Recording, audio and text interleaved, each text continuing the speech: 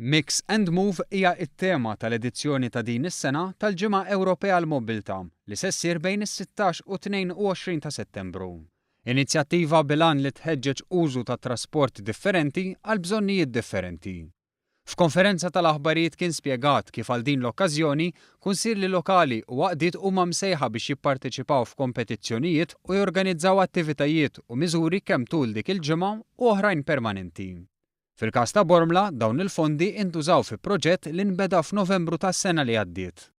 Biex inkunu nistgħu nwasslu lill-anzjani u persuni vulnerabbli mill-periferiji ta' Bormla għall-ċentru bħal qadi fejn ikollhom bżonn poliklinika, ħwienet, banek u servizzi li huma utli għalihom u li jinsibuhom fiċ-ċentru ta' Bormla.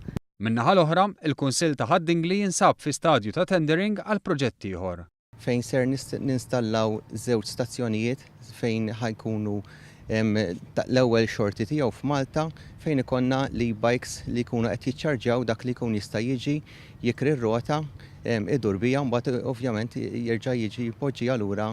Bħala parti mill-Ġimgħa Ewropea għall-Mobilità din is-sena se terġa' tiġi organizzata in-National Bicycle Ride fil-21 ta' Settembru, kif ukoll in-National Car Free Day fit-22 ta' Settembru, li din id-darba se tiġi organizzata mal-Kunsilli ta' Taslima u tal-Gżira.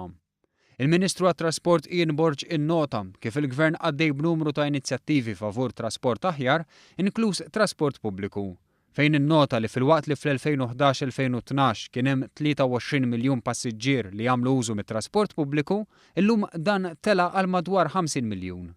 Hemm ukoll inizjattivi li ħabbarna u qed jiġu implementati li qed jinżlu tajjeb ħafna bħal fatt li allaċċajna l-land transport mal-ferries, kif ukoll anke fil-ġimgħat li ġejjin inniedu l-Istrateġija Nazzjonali favur iċ-ċikliżmu, allura mezzi alternattivi oħrajn tat-trasport illi huma aktar notfa u inqas konġestjoni ta' traffiku.